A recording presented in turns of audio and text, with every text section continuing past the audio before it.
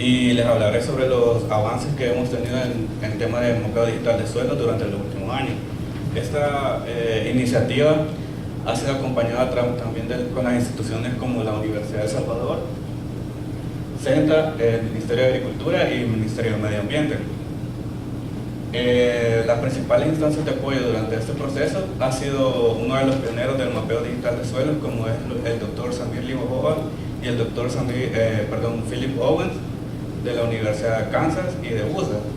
A la vez también hemos contado con apoyo de Minerva Dorantes, que también como de ayuda de software.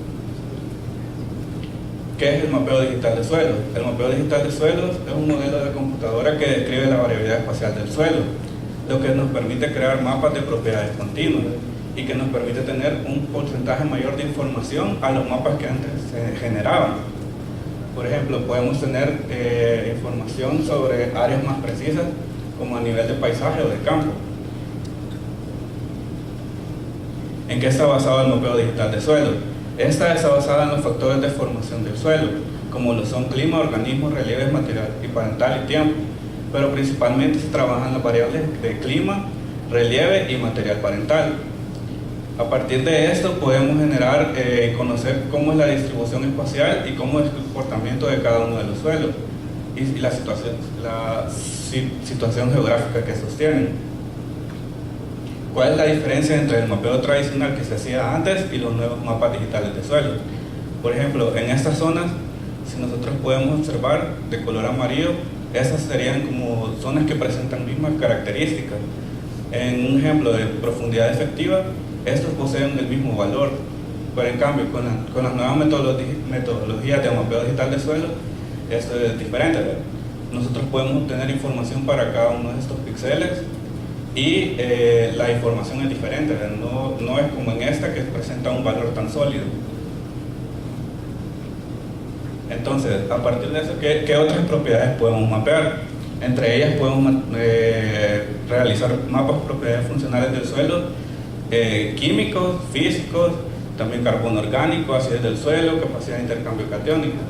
Lo que es necesario es tener nuestras muestras georreferenciadas en campo.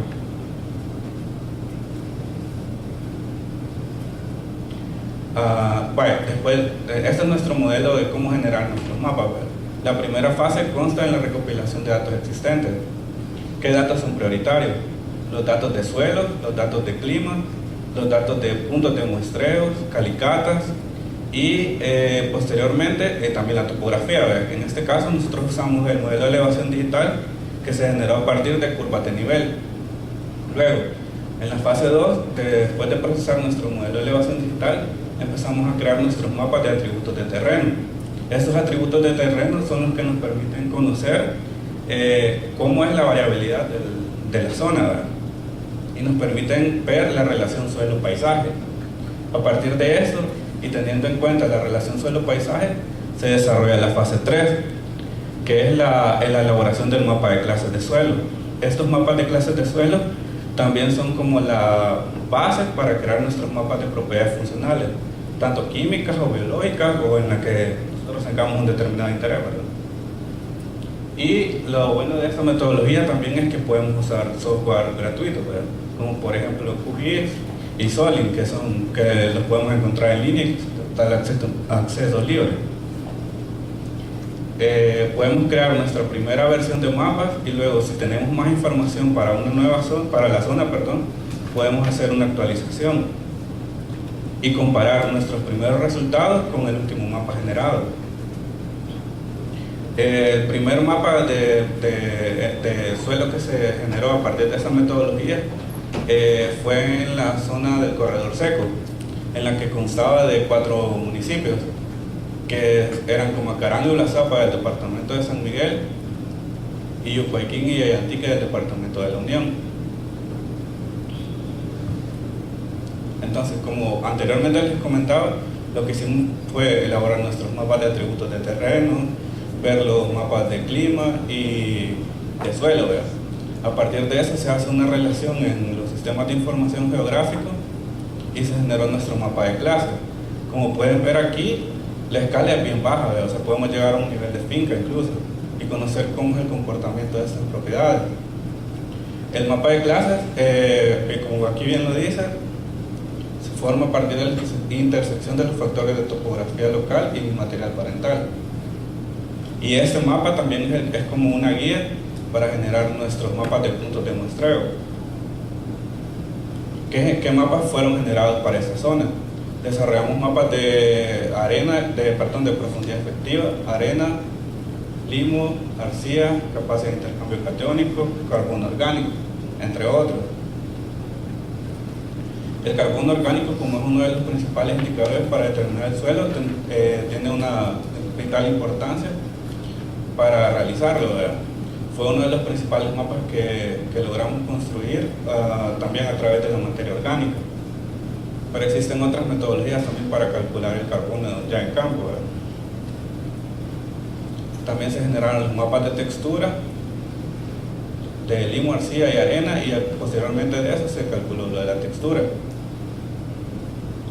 Y ocupamos un método de muestreo de suelo nuevo que se llama el hipercubo latino condicionado. El hipercubo latino es una muestra de, es una metodología de muestreo que se basa en la agrupación de covariables similares, y las cuales nos permite obtener menos puntos porque calcula como la variabilidad específica de los suelos, ¿verdad?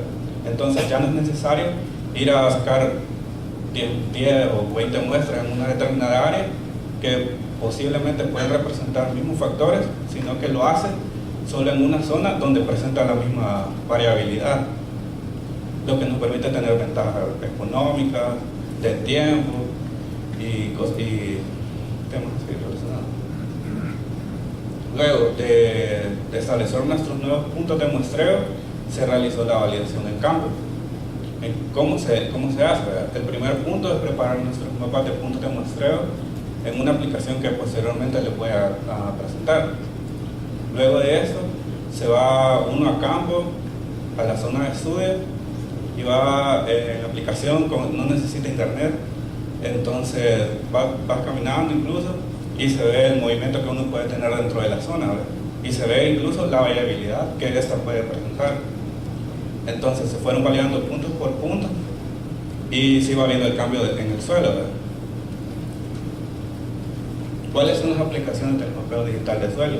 A partir de esto podemos generar mapas de uso de suelo, escorrentías, puntos críticos, pendientes del suelo, índices de productividad incluso, sitios potenciales de cosecha de agua, además de también conocer la salud del suelo. Ese aquí es un ejemplo de índice potencial de erosión que se creó a partir de la metodología del mapeo digital de suelo. Ahora, ¿cómo podemos llegar a nivel de usuario y que estos puedan ver la información que se presenta en campo?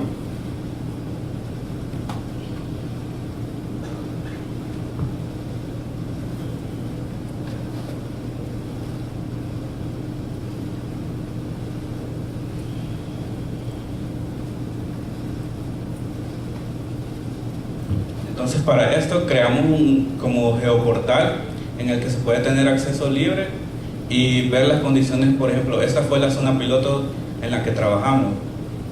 Si damos clic por aquí, conocemos la capacidad de intercambio catiónico de la zona, el contenido de fósforo, la acidez y la materia orgánica. Necesitamos saber, por ejemplo, cómo es el comportamiento de la materia orgánica en esta zona. Si vemos aquí, indica colores bajos, entonces tiene como deficiencia de materia orgánica, habría que hacer temas de corrección. Y así para cada una de las temáticas. Podemos conocer cómo es el comportamiento del relieve,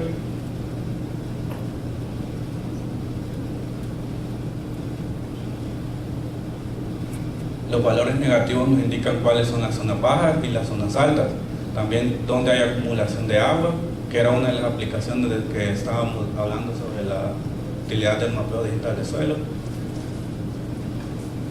Y esa es una de las herramientas que es usada para a nivel de usuario. Ahora la otra aplicación para usarla en campo y que sirve más que todo también para el apoyo a los técnicos, se la voy a presentar.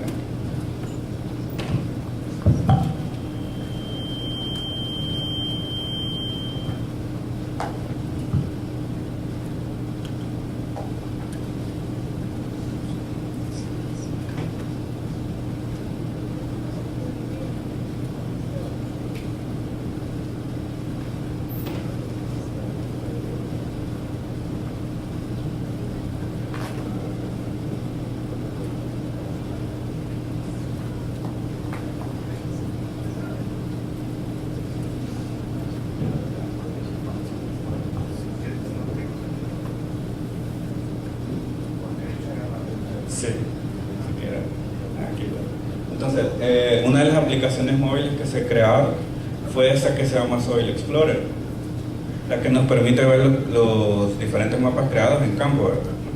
Aquí podemos seleccionar cada uno de los mapas creados, por ejemplo el carbono orgánico, y nos permite ir al campo y visualizar cómo es el comportamiento de esa propiedad.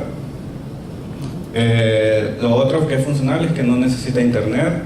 La ubicación geográfica, aquí lástima que no la vamos a poder ver porque no están cargados todos los departamentos del país, pero dando clic donde está el puntito nos indica la ubicación, y era lo que les comentaba, que se puedan ir viendo los cambios en campo y así evaluar cómo es el comportamiento de la propiedad. Y pues básicamente eso sería como los avances que hemos tenido en el mapeo digital de suelo.